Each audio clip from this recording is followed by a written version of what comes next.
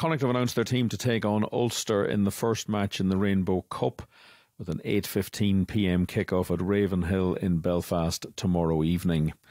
And the team is 15 John Porch, 14 Ben O'Donnell, 13 Sean O'Brien, 12 Tom Daly, 11 Matt Healy, 10 Jack Carty, 9 Caelan Blade, 1 Jordan Duggan, 2 Dave Heffernan, 3 Finlay Beelum, 4 Ultan Delan, 5 Gavin Thornbury, 6 Owen Masterson, 7 Conor Oliver, and 8 Paul Boyle, who's the captain.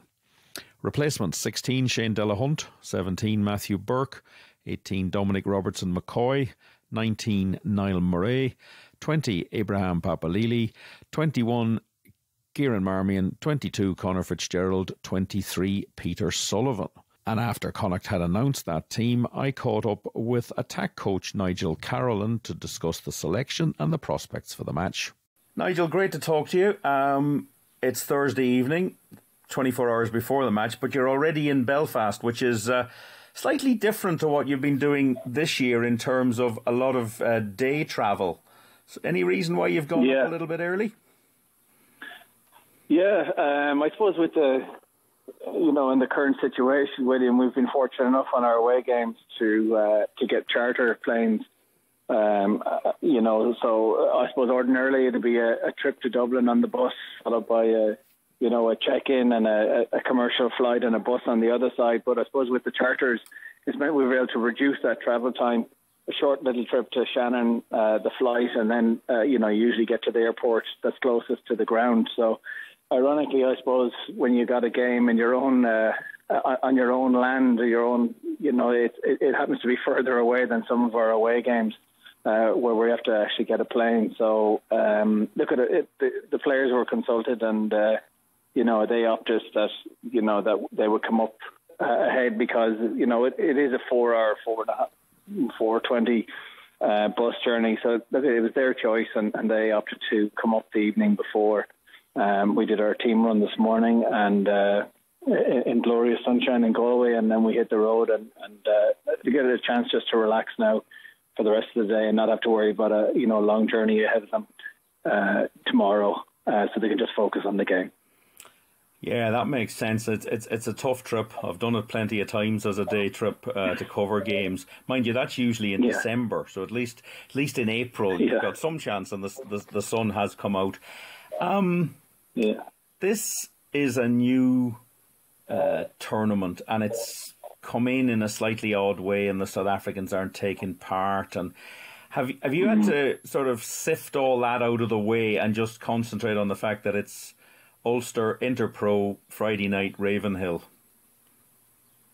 Very much so, and there's motivation enough in that in itself.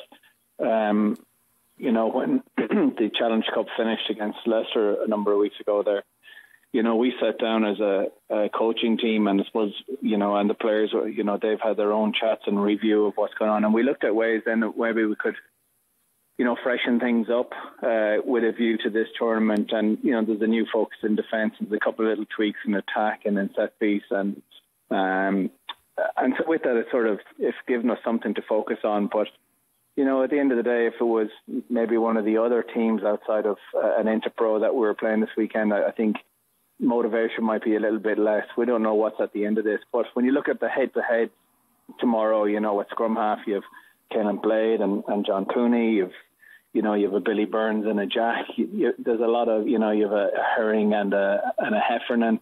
There's a lot of head-to-heads there. So in that itself, it makes it really interesting. Certainly our fellas are looking at it as an opportunity to get one over on their counterpart on the other team. But like I said, at the end of the day, it's an Interpro, and I said the challenge itself, Ulster, they're a tough team to beat at home, and there's incentive to try and ruin their party again, like we did a couple of years ago.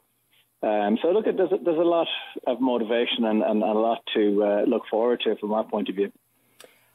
And did you have to do a lot of head clearing after that Leicester performance, which kind of rolled on a bit from the Scarlets and even Edinburgh? It's been a tough run of games, and there haven't been enough W's in the column after them. Yeah, Yeah, disappointing to, I suppose, bow out. I mean, we had to work hard for the scores that we got in that game. That it was extremely physical, and at times it was difficult to get the scores. But at the same time, at half time, we had a player advantage, and they scored 2 tries. So look, I suppose it left us with a bit to do in the second half, but we did it, and we got ourselves back. At 27-25.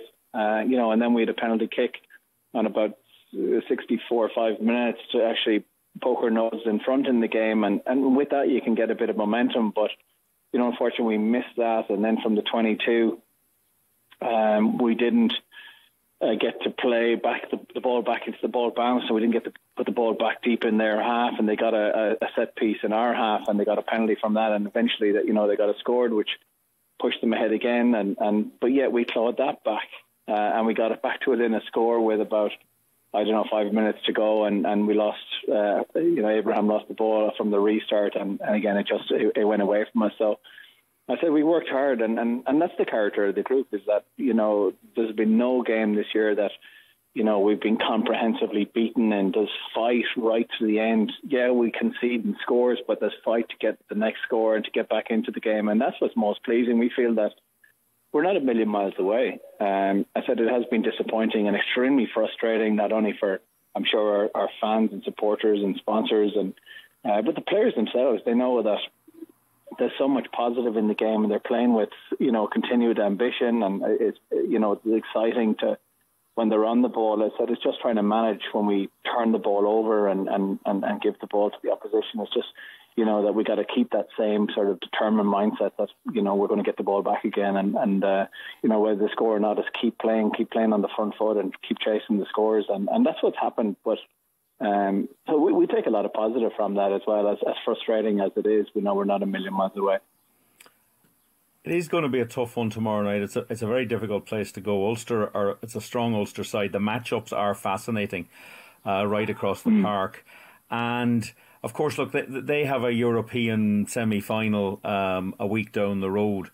Were you a little surprised by the strength of team? Did you think they might have rested a few players before that? Or is that something in professional rugby you have to keep players playing?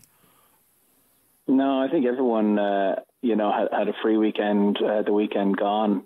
So, as they're building into their Challenge Cup semi-final against Leicester next week, that they need all of the players that they feel are going to reckon they need them to get game time, and some of them are starting on the team, and some of them will start from the bench. So I'm certainly not surprised with the strength of team that they're putting out. There's probably a few like Martin Moore and maybe Jack McGrath who aren't involved, but they've got quality, and so they've developed some real strength and depth. So I think no matter what team they were going to put out tomorrow evening, it was going to be a team that's used to winning. They've had to go to England to play Northampton, and before that the other team escapes me. So they've been on the road, so they've had to win their games on the road. So I said, they're used to winning now as well. So they've got a lot of confidence, and it's just about also trying to focus on our game, and again, just continue, to keep the ambition to attack and to score tries, and then try and keep them out as best we can. Yeah, looking at Connacht, I mean, you're obviously missing Jared Butler, was available, but he's picked up a little bit of a knock. Bundy Aki is still under his suspension from the Six Nations. So who are you looking to tomorrow night for your leadership? To keep the drive going forward when it will get tough at some stage in the game. Yeah. Well, it always goes back to our international players are, they're international for a reason, that they have quality, and we expect them to deliver upon what's got them onto the international scene. So the likes of Dave Heffernan, Phil Beanham, Alton Delan, Jack Carthy, they're the key players for us, that if they're delivering and if they're actually performing to the level that we expect them to perform, the rest of the players can certainly take some confidence from them as well. So, we've spoken about that this week, and then without putting pressure on those guys, but they are key for us. And then, with our skipper, Paul Boyle, is, he's never one to shy away from the leadership role. and like you've guys like Carolan Blade who's starting at 9 again. He's small in stature, but he's got a massive personality in the team, so he demands kind of a high level and a high standard of the players around him. So as long as those guys are performing themselves, and then they can demand the rest of the rest of the team, I think there's enough leadership there to bring us through. Connacht have also released a squad update ahead of this Ulster fixture. Dennis Buckley and Jared Butler have picked up knocks in training and are unavailable for the Ulster match. Peter Robb has had surgery on a back injury and is out until August. Alex Wooten sustained a hip injury versus Leicester in the Challenge Cup and is out for a number of weeks. Sam Arnold has returned fully to training after a chest injury, and Conor Dean, after a shoulder injury, will return to training in the coming weeks. In more long-term injuries, Jack Ainger with a neck problem, Tom Farrell knee, Stephen Fitzgerald knee, Killian Gallagher shoulder, Sean O'Brien head, Tiernan O'Halloran quad and Quinn Rue shoulder are all continuing to rehabilitate from these injuries. Ulster have also announced their team to take on Connacht, and it is 15 Jacob Stockdale, 14 Robert Ballacone, 13 James Hume, 12 Stuart Moore, 11 Ethan McElroy, 10 Billy Burns, 9 John Cooney, 1 Andrew Warwick, 2 Rob Herring, 3 Tom O'Toole, 4 Kieran Treadwell, 5 Ian Henderson, who's the captain, 6 Matty Ray, 7 Sean Reedy, 8 Nick Timoney. And the replacements: 16 John Andrew, 17 Eric O'Sullivan, 18 Ross Kane, 19 Alan O'Connor, 20 Greg Jones, 21 David Shanahan, 22 Michael Lowry and 23 Will Addison. And earlier in the week at the Ulster press conference, Dan Soper, who's the new... sorry, I'll have to do that again. 3, 2, 1. Dan Soper, who is the skills coach and from next season will be the senior assistant coach, and Jacob Stockdale talked about what Ulster expected Connacht to bring to this match.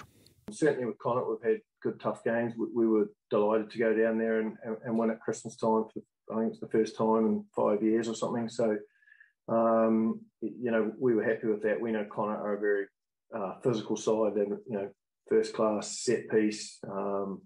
And they bring a lot of really inventive rugby to the party in terms of how they play. So, you need to be really switched on defensively in terms of being prepped for that, because they always have a trick or two up their sleeve, and it's, I enjoy watching them myself. They're an entertaining team to watch. So, we know it's going to be a tough interpro again. They'll be, I'm sure they'll be smarting from what happened at Christmas, and they've had, as you said, they've had a good result up here in the last couple of years. So they'll be coming out with belief. I've no doubt about that. But that's a good challenge for us.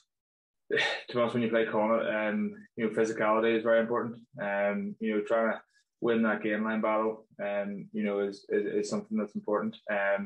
Obviously, they have, very talented 10 and Jack Carty, and he's a guy that, especially for me as a back three player, if you're not on your game, he'll pin corners and make you look a bit silly. So, that's something that for me as a player, going into the game, I'm definitely focused on and making sure that, I'm kind of not giving him an inch, because if you give him an inch, he takes it.